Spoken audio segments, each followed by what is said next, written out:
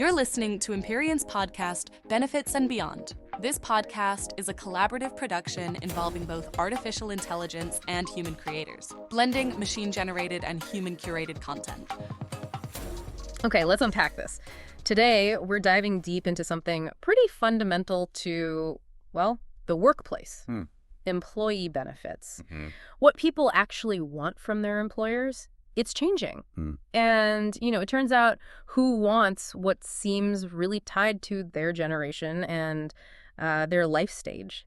That's absolutely right. Yeah, you've given us a really fascinating stack of sources here. Lots of data analysis research that really digs into these shifts. It's not just theory. It's, grounded in what people are actually choosing, their enrollment patterns. Exactly. So our mission for this deep dive is to kind of slice through all that data. We want to understand what the different generations are prioritizing benefit-wise, and maybe explore why these preferences are moving around, and ultimately pull out the most important bits of knowledge for you. Yeah. Whether you're trying to figure out your own choices as an employee, or maybe you're an employer trying to build a good benefits package, this is sort of your shortcut to getting up to speed on a really, really crucial topic. Definitely. We'll try to highlight the surprising facts and the key trends that are kind of hidden in this material so you get the core insights without having to, wade through all the charts and reports yourself. Great. So let's start by setting the stage. The core idea the data presents is that benefit preferences, well, they're not one size fits all. No, definitely not. They seem heavily shaped by where you are in life, which naturally often lines up with generational needs.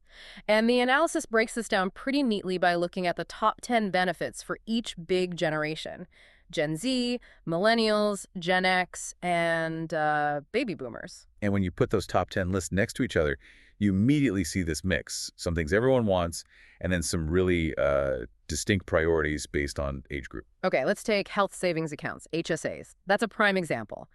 The data shows they're incredibly popular, really strong, especially among boomers. What was it, 84% value them? Yeah, 84% for boomers, and Gen X is right behind at 83%. Millennials also rank them very high, top 3 for them. But what's interesting is Gen Z, right? Still popular. It's 4th place for them at 65%, but maybe slightly less of a focus.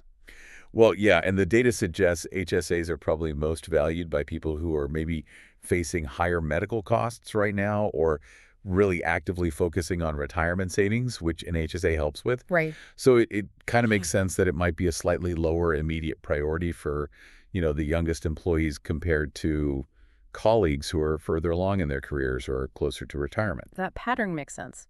Okay, now here's one that shows almost universal importance. Short-term disability insurance. It consistently ranks high for everyone, like 72% for Gen Z, all the way up to 80% for Millennials and 82% for Gen X and Boomers. And that really points to a fundamental shared concern, doesn't it? Income protection. Exactly. I mean, no matter your age, the thought of not being able to work because you're sick or injured and losing that income, that's a big worry for pretty much everyone. So short-term disability hits that core financial security need. Right. We also see things like prescription drug coverage and those standard wellness programs showing up consistently in the top 10s across the board. Yeah, it suggests a broad value there, supporting general health. Though the data did show boomers have the highest enrollment in wellness programs, 76%. Okay, so those seem like sort of foundational pieces, things that resonate widely because, well, health concerns are pretty universal. Yeah. Now, let's pivot slightly. Life insurance. This is where we start seeing more distinct generational differences pop up. It ranks noticeably higher for boomers and Gen X, right? 9th place for both. Yeah, but for millennials, and especially Gen Z, it's much lower down the list. Gen Z, for instance, only 32% valuing it, putting it way down at 13th place for them. And the thinking there is? Well, the data seems to suggest it reflects the reality that younger generations often have fewer dependents, maybe fewer big shared financial responsibilities like mortgages yet. So life insurance just isn't seen as that immediate need. It kind of naturally climbs in priority as people get older, have families, buy houses, things like that. Okay. And speaking of distinct priorities, pet insurance. This one really jumps out in the data. Right. It's positioned as an emerging mainstream benefit, and it's really prominent for Gen Z. Ranked 6th for them, 47% enrollment. It's in the top 10 for others, but lower down. It's a really fascinating data point, isn't it? It reflects, I think, changing views in society. That strong Gen Z preference really highlights how pets are increasingly seen as family members by younger folks. Right. And that's starting to translate into wanting benefits that actually support this broader idea of family care. Yeah, that makes sense. And following that theme of needs shifting with age, vision and dental insurance also show that pattern. They get more important across the generations. The data clearly shows Gen X and boomers putting a higher value on these. Vision is sixth for both of them. Yes, and that seems pretty directly tied to, well, the increasing medical needs that come with aging eyes and oral health. It just underscores that need for good vision and dental coverage for, older employees especially. Okay. And lastly, the analysis mentioned accidental death and dismemberment insurance AD&D. That also shows up in the top 10 for everyone, though maybe with slightly different percentages. Right. So, yeah, this first look at the generational top tens, it really shows us pretty clearly that while some needs are universal, like that income protection piece, benefit preferences really are deeply influenced by where people are in their life journey. But it's not just a snapshot, right? The picture is moving. The analysis also looked at overall changes recently, comparing what was at 2022 to today. Exactly. And looking at the benefits that saw the biggest increases across the entire workforce, that's really revealing. The top 5 growers were retirement investments, health savings accounts, HSAs, credit monitoring, wellness programs, and identity theft protection. Huh. That list, that collection of benefits, it paints a pretty compelling picture of what's been trending lately. Yeah, what do you take away from that? Well, the data points to like a growing focus on financial security, right? You see that with retirement investments and HSAs climbing. And then there's this clear concern about digital security, credit monitoring, and identity theft protection going up. Makes total sense with, well, everything being online. Right. Increased awareness of digital risks. And finally, it seems to reinforce that continued importance of just overall well-being, with wellness programs still increasing. Yeah.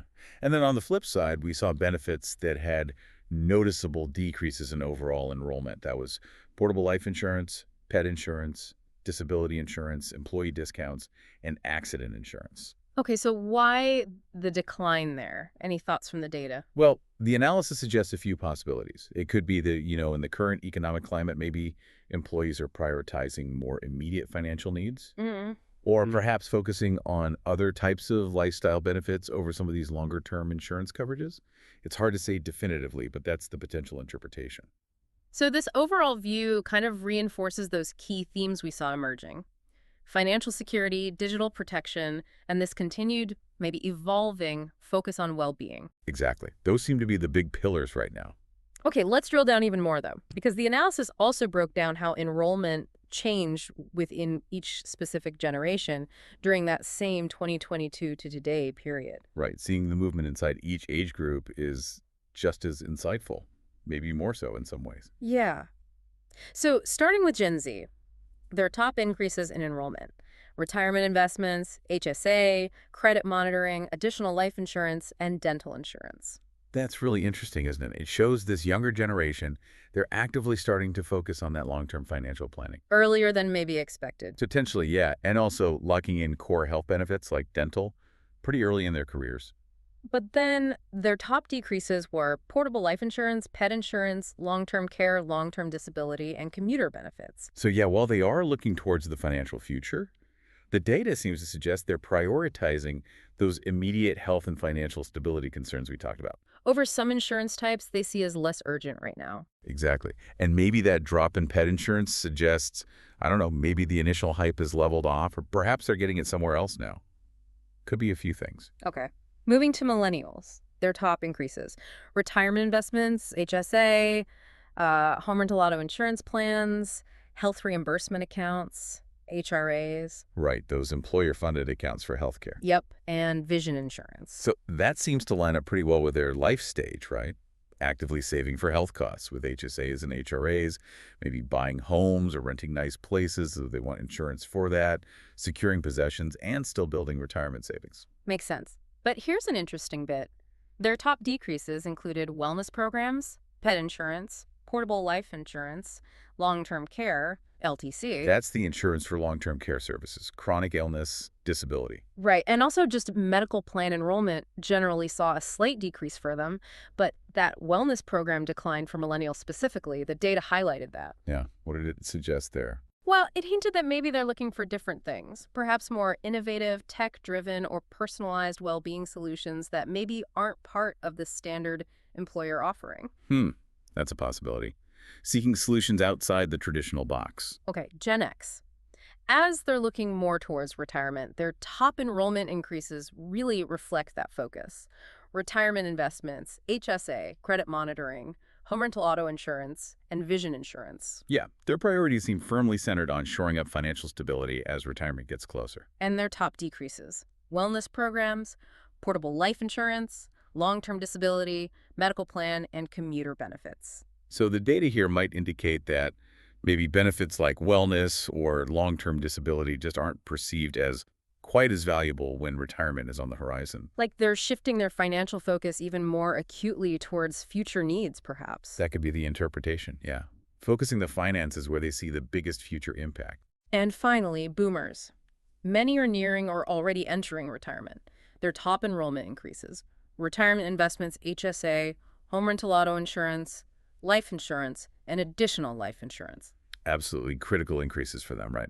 Making that transition into retirement, making sure the finances are secure, managing health costs effectively with things like HSAs. Definitely. But their top decreases are interesting too. Long-term care insurance, prescription drug plan, pet insurance, wellness programs, and medical plan. Right. And for those declines in long-term care and prescription drug plans, the analysis offered a couple of potential reads. What were they? One was that boomers could be finding other ways to cover these needs, maybe outside of the employer plans altogether. Okay. Or possibly, it points to a need for employers to communicate better, to really convey the ongoing value of these specific benefits to this group at this really critical life stage. Maybe the value prop isn't landing as strongly as it could. That's a key point about communication. So, okay, let's try to synthesize all this. Pulling it together, the core conclusion from the data seems unmistakable. What people want from their benefits is, well, it's profoundly shaped by their generational needs and where they are in life. Absolutely. That comes through loud and clear. And those overall shifts, we're seeing that rise in focus on financial security, digital protection, those evolving well-being needs. They paint a clear picture of the forces reshaping the whole benefits landscape right now. Yeah, those trends seem pretty robust across the board, even with the generational nuances. Ultimately, what this analysis really underlines, I think, is that employers who take the time to really understand and, crucially, adapt to these diverse and changing priorities, they're the ones best positioned to offer benefit packages that actually resonate. Yeah, that connection matters. It fosters loyalty, satisfaction across all the age groups in their workforce because it shows the employers actually meeting them where they are. It's about relevance, right? Tailored to different points in life. Exactly. Relevance is key. So, reflecting on all these findings, it is really striking how clearly those different needs at different life stages show up in what benefits people choose or increase enrollment in, or even start, decreasing enrollment in. So, given that even things we might think of as standard, like wellness programs or certain insurance types, can see declines in preference as generations age or priorities shift, what does that really tell us about the fundamental need for employers to constantly reevaluate what they're offering?